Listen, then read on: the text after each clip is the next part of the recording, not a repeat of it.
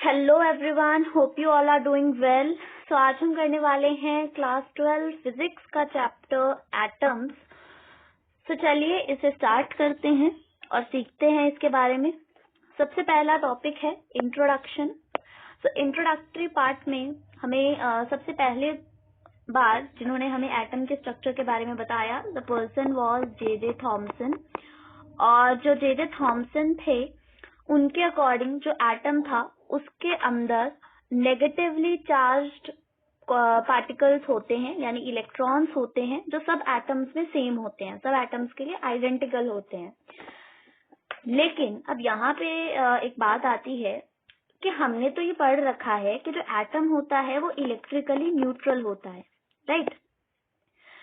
Majority of us are already aware कि जो atom होता है वो इलेक्ट्रिकली न्यूट्रल होता है, यानी कि उसमें जितना पॉजिटिव चार्ज है उतना नेगेटिव हो, ताकि वो एक दूसरे को न्यूट्रलाइज कर सके और इलेक्ट्रिकली न्यूट्रल बना सके हमारे एटम को।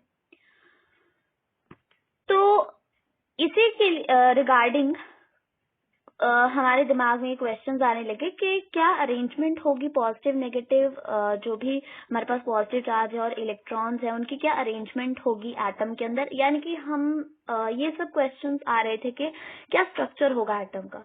तो जो पहला हमारे पास मॉडल दिया, the person who give this model was J Thomson. और जे थॉमसन ने ये मॉडल दिया था 1898 में। So in year 1898, J Thomson proposed his model. अब जे थॉमसन का जो मॉडल था उसके लिए आपको क्या एज्यूम करना पड़ेगा, आपको एक वाटरमेलन एज्यूम करना पड़ेगा। So you have to assume a watermelon. Let's say ये एक वाटरमेलन है। वाटरमेलन की जो ये वॉल्यूम होती है अंदर की रेड कलर की, ठीक है, ये आप मानो कि ये है उसमें जितना भी पॉजिटिव चार्ज है, ठीक है जी। और वाटरमेलन के अंदर ऐसे कुछ सीड्स भी होते हैं, वाटरमेलन के अंदर सीड्स होते हैं, और ये सीड्स आपको कंसिडर करने हैं नेगेटिव चार्जेस, यानी कि electrons. So basically according to J Thomson, जो ये वॉल्यूम है वाटरमेलन की, ये पॉजिटिव चार्जेस को रिप्रेजेंट कर रही है, और ये जो सीड्स है इसके अंदर वो रिप्रेजेंट कर रहे हैं हमारे इलेक्ट्रॉन्स को। So this was the model proposed by J Thomson in the year 1898, और इस मॉडल का जो नाम था that was plum pudding model. plum pudding model, ये था हमारे इस मॉडल का नाम। So ये मॉडल था जे थॉमसन द्वारा दिया गया मॉडल।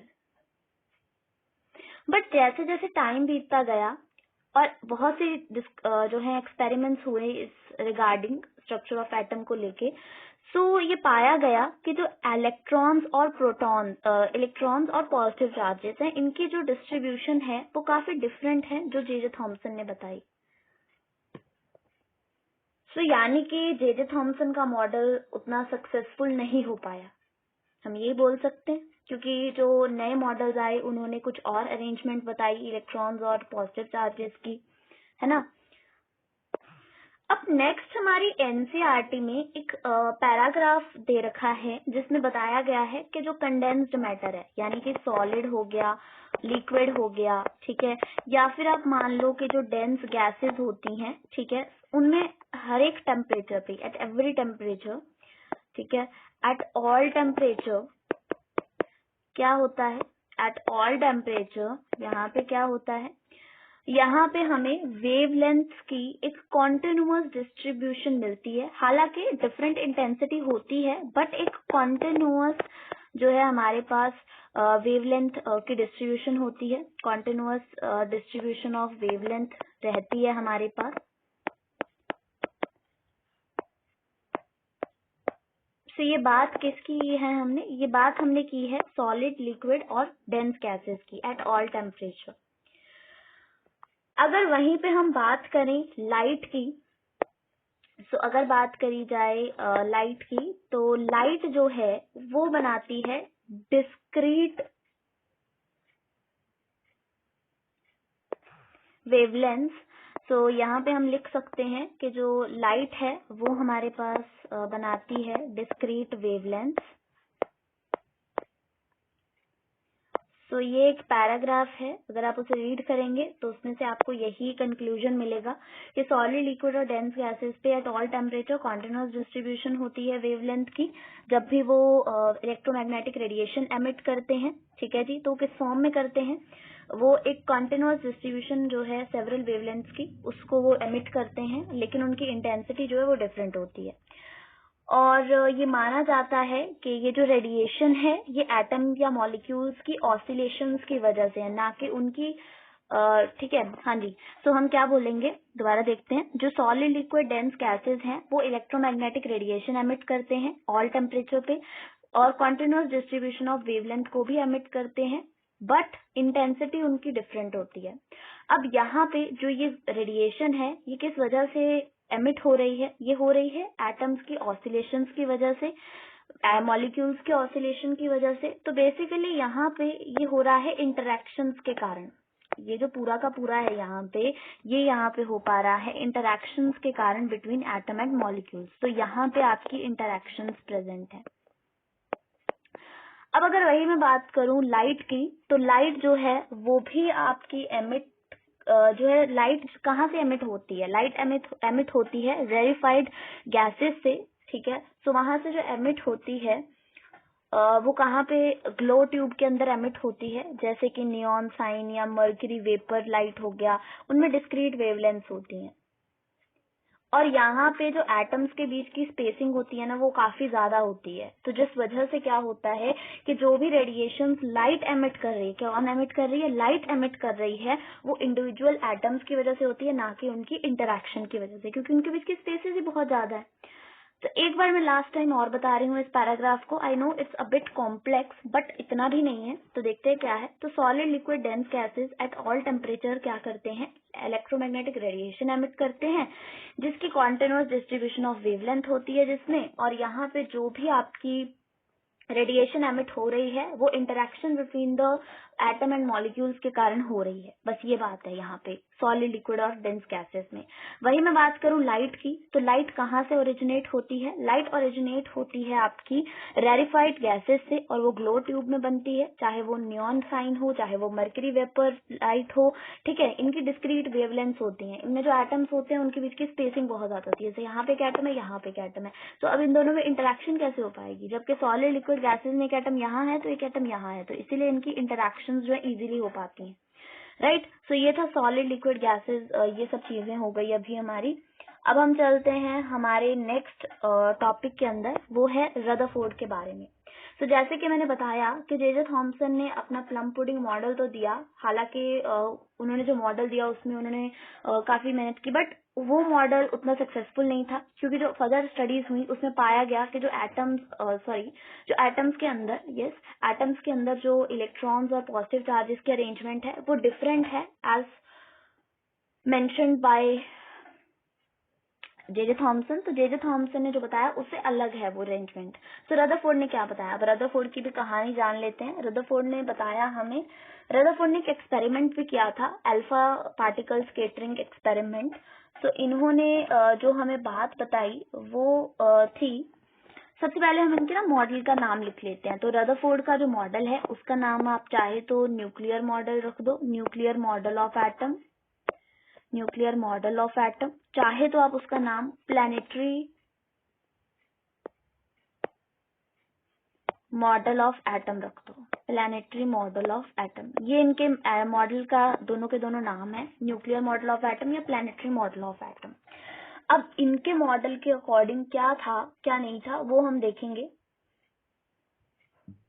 सो रदरफोर्ड का कहना था कि जो एटम का पूरा जो पॉजिटिव चार्ज होता है और जो मेजॉरिटी ऑफ उसका मास होता है वो कंसंट्रेटेड होता है सेंटर पे, और सेंटर पे कहाँ कंसंट्रेटेड होता है वो हमें देखना है। तो वो कंसंट्रेटेड होता है इन द न्यूक्लियस। ठीक है जी, तो जो भी एटम का पॉजिटिव चार्ज है और जो मेजॉरिटी उसका मास है वो सब न्यूक्लियस के अंदर कंसंट्रेटेड होता है। इस तरह से ये न्यूक्लियस बना दिया हमने, ये हमारा न्यूक्लियस है। अब उसके बाद उन्होंने क्या कहा, कि उसके अराउंड जो है इलेक्ट्रॉन्स रिवॉल्व कर रहे हैं, यानी कि ये जो हमारे पास पॉजिटिव हमारा चार्ज मतलब पॉजिटिवली चार्ज ये दिखा रखा है ना, ये एक्चुअली न्यूक्लियस है, इसके अराउंड इलेक्ट्रॉन्स रिवॉल्व कर रहे हैं जैसे कि सन के अराउंड प्लैनेट्स रिवॉल्व करते हैं। सो आप इसको कैसे कंपेयर कर सकते हो, जैसे कि ये सन हो और ये इलेक्ट्रॉन्स आपके क्या हो, प्लैनेट हो। तो इस तरह से ये था, इसीलिए इसका नाम planetary motion model of atom पढ़ा। ठीक है, तो ये जो मॉडल था रदरफोर्ड द्वारा दिया गया, ये काफी इम्पोर्टेंट रहा, ये एक मेजर स्टेप था जिस एटम को आज देखते हैं हम उसकी डिस्कवरी के तरफ। लेकिन ये कुछ चीजों को एक्सप्लेन नहीं कर पाया था कि क्यों एटम जो है वो लाइट एमिट करता है डिस्क्रीट वेवलेंथ की, राइट। सो वो चीजें जैसे हम चैप्टर में आगे बढ़ेंगे हमें क्लियर होती जाएंगी। सो हम आगे बढ़ते हैं, आगे है हमारे पास अल्फा पार्टिकल स्कैटरिंग एक्सपेरिमेंट। सो ये जो एक्सपेरिमेंट था रदरफोर्ड के सजेशन के ऊपर हुआ था, और इस एक्सपेरिमेंट में अल्फा पार्टिकल का सोर्स लिया गया था, अल्फा पार्टिकल का सोर्स लिया गया था, जैसे यहाँ पे जो एग्जांपल है बुक में वो है बिस्मिथ की, ठीक है।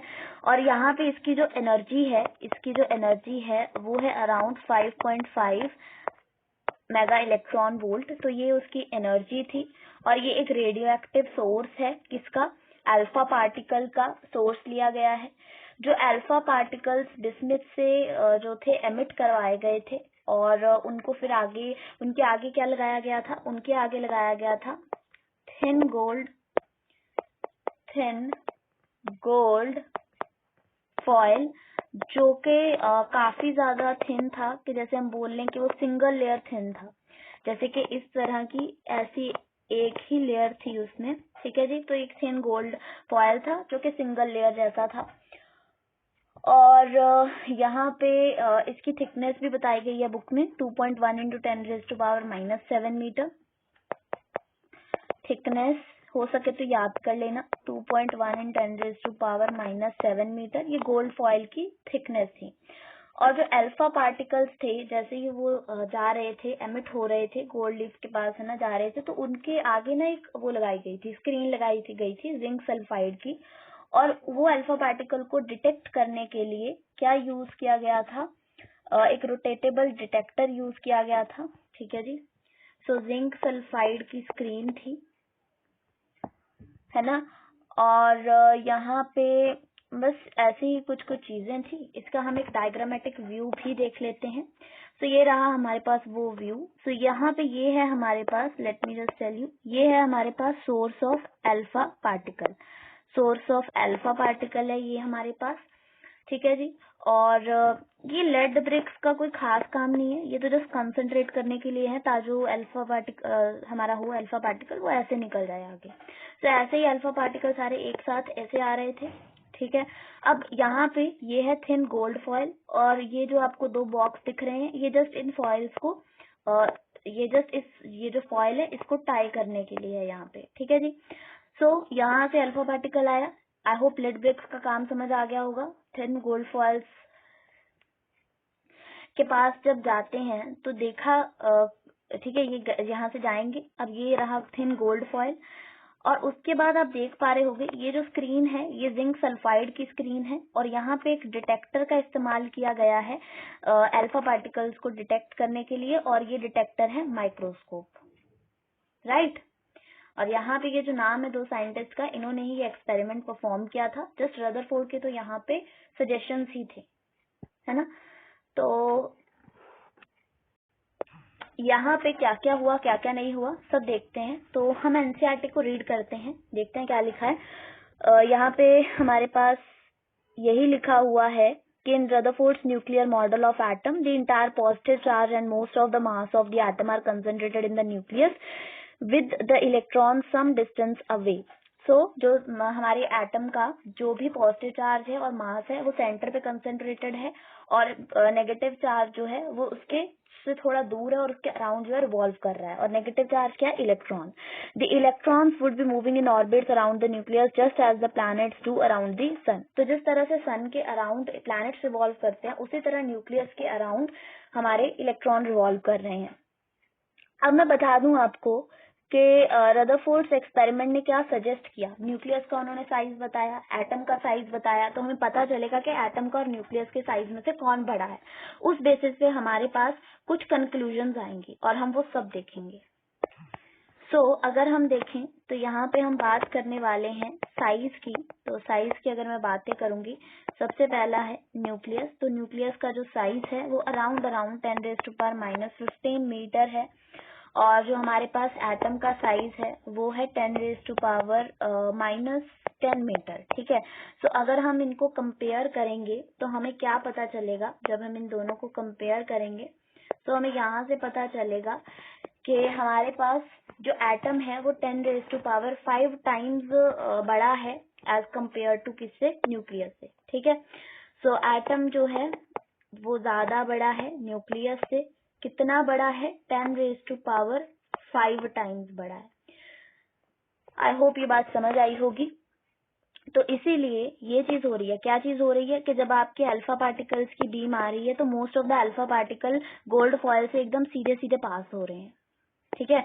अराउंड आई गेस 99 और समथिंग ऐसा कोई वैल्यू है। ठीक है, कि यहाँ पे हमारे पास जो अल्फा पार्टिकल्स हैं वो सीधे जा रहे हैं और 0.14% ही हैं जो डेविएट हो रहे हैं अपने पाथ से। अब कैसे डेविएट हो रहे हैं, कई तो ऐसे जा रहे हैं और ऐसे जाके ऐसे हो रहे हैं।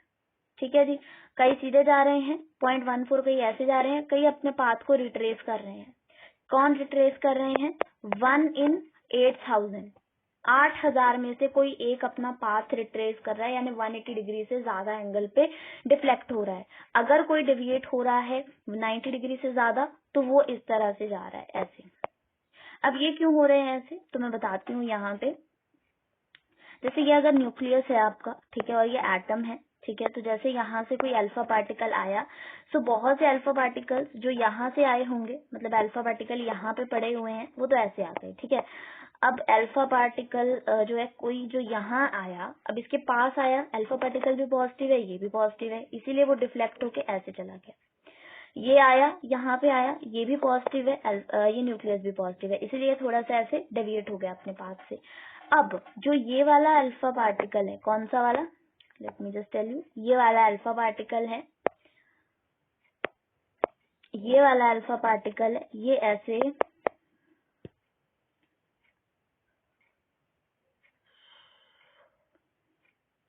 हाँ, ये वाला अल्फा पार्टिकल है, ये ऐसे सीधा गया। ठीक है, सॉरी, ये ऐसे सीधा गया और यहाँ पे सीधा इसके, ये इतना पास है इसके, तो इसलिए ये यहाँ से अपने पास से रिट्रेस हो जाएगा। समझ आई बात। इसीलिए मेजॉरिटी जो है वो सीधे जा रहे हैं, क्योंकि काफी सारी फ्री स्पेसेस हैं एटम के अंदर, और कुछ थोड़े 90 डिग्री से ज्यादा एंगल पे डेविएट हो रहे हैं, क्योंकि वो इलेक्ट्रॉन, मतलब जो हमारे पास ये अल्फा पार्टिकल है, ये न्यूक्लियस के थोड़ा पास से गए हैं, और जो बहुत ज्यादा पास है वो आपका रिट्रेस करेगा पाथ को। तो यही बात है जो हमें इस एक्सपेरिमेंट से पता चल रही है, अल्फा स्कैटरिंग एक्सपेरिमेंट, जिसके सजेशंस रदरफोर्ड ने दिए थे। इसीलिए जो न्यूक्लियस की डिस्कवरी है उसका जो क्रेडिट है, न्यूक्लियस की डिस्कवरी का क्रेडिट जो है वो किसको जाता है, वो जाता है रदरफोर्ड को। रदरफोर्ड को जो है न्यूक्लियस की डिस्कवरी का क्रेडिट जाता है।